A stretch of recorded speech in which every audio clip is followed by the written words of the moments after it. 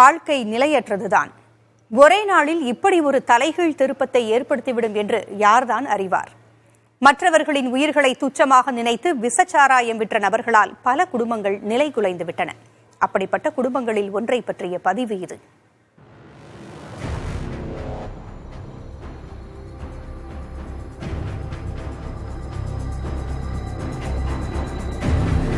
தயவு செய்து அந்த கள்ளச்சாரியத்தெல்லாம் ஒழிச்சிருங்க. கொஞ்சம் அறிவு இல்லை, எத்தனை குடும்பம் இழந்திருக்கும். நான்லாம் ஒரு பதவியில் இருந்தால் அவங்க எல்லாம் அதில் சம்மந்தப்பட்ட எல்லாத்தையும் தூக்கு தண்டனை நான்லாம் போட்டுப்பேன்.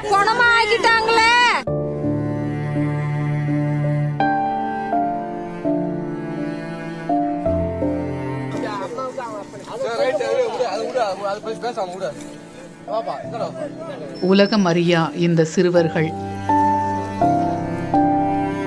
சுடுகாட்டில் தங்கள் தாய் தந்தைக்கான இறுதிச் சடங்குகளை நிறைவேற்றிக் கொண்டிருக்கிறார்கள்.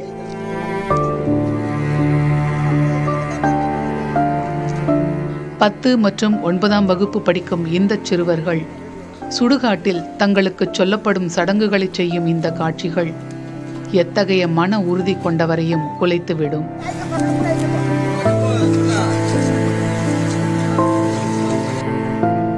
கருணாபுரம் விஷ சாராய சம்பவத்தில் தந்தை சுரேஷ், தாய் வடிவுக்கரசியை இவர்கள் ஒரே நேரத்தில் இழந்திருக்கிறார்கள்.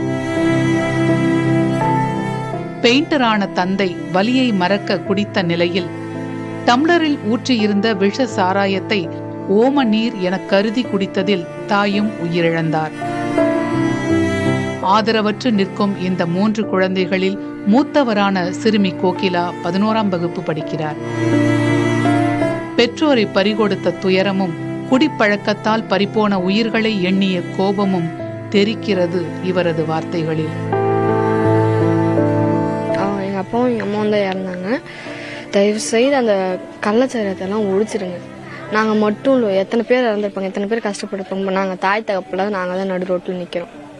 கொஞ்சம் அறிவு இல்லை, எத்தனை குடும்பம் இழந்திருக்கும். நான்லாம் ஒரு பதவியில் இருந்தால் அவங்க எல்லாம் அதில் சம்மந்தப்பட்ட எல்லாத்தையும் தூக்கு தண்டனை நான்லாம் போட்டுப்பேன்.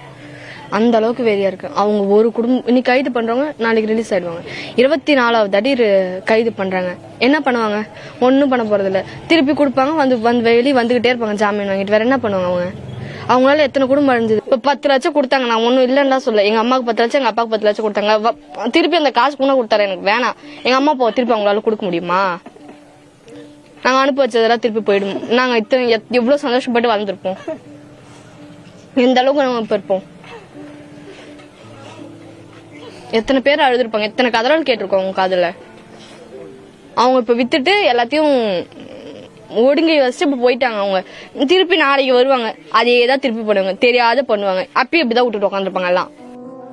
இந்த 3 பிள்ளைகளின் உறவினர்கள் இப்போதைக்கு துணைக்கு இருந்தாலும் எத்தனை காலம்தான் அவர்களும் கூட வர முடியும்? அவர்களும் தினக்கூலிகள் தான்.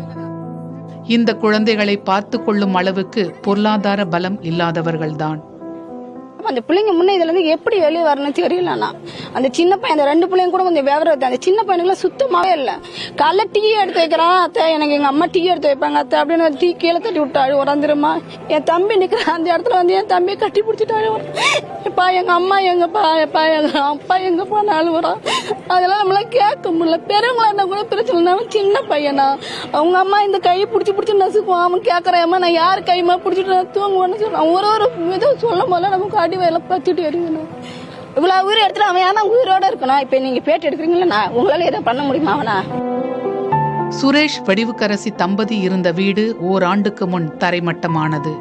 இதனால் அருகில் வாடகை வீட்டில் இவர்கள் குடும்பத்துடன் வசித்து வந்தனர். தாய் தந்தையை இழந்து நிற்கும் இவர்களுக்கு அரசு வீடு தருமா என்று கேட்கிறார்கள் உறவினர்கள். தங்கறதுக்கு கூட இடம் இல்ல, வாடகை வீட்டுலதான். வாடகை அவங்க அம்மா அப்பா இருந்தாங்க, கட்டினாங்க. இப்ப அவங்க அம்மா அப்பா இல்ல. இப்ப இருக்கிற சூழ்நிலைக்கு ஒரு சிண்டி இடமா இருந்தாலும் கவர்மெண்ட் இடம் எங்கனாவது இருந்து பசங்களுக்கு ஒரு சின்ன வீடு ஒண்ணு கட்டி கொடுத்தாங்கன்னா, ஏன்னா அவங்க வீட்டுல இருக்கிற சந்தோஷம் அடுத்தவங்க வீட்டுல கிடைக்காதுங்க சார். சின்ன இடமா இருந்தாலும் அவங்க அடிச்சுக்குவாங்க, திட்டிக்குவாங்க, ஓடுவாங்க, வருவாங்க. நம்ம வீட்டுல நம்ம ஏன்னா கூட செய்யலாம், அத்தை இப்படி சொல்லிடுச்சேன்ற வழிவர்த்தமும் அந்த இடத்துல வரக்கூடாதுன்னு நாங்க எல்லாரும் நினைக்கிறோம் சார். கவர்மெண்டால முடிஞ்சது தவிர்த்துட்டாங்க. ஆனா பிள்ளைங்களுக்கு எதனா நன்மை செய்யணும்னா அது கவர்மெண்ட் தான் சார் எங்களுக்கு செய்யணும். நேற்று வரை குடும்பமாக சிரித்து சண்டையிட்டு விளையாடி கழித்த வீடு ஒரே நாளில் வெறுமையாகிவிட்டது. இன்னும் எத்தனை குடும்பங்கள் இந்த நிலைக்கு ஆளாக வேண்டுமோ தெரியவில்லை. பெற்றோரை இழந்து நிற்கும் இந்த சிறுமி விடுக்கும் இந்த கோரிக்கை நிறைவேற்றப்படும் காலம் தமிழ்நாட்டில் எப்போது வரும் என்று தெரியவில்லை.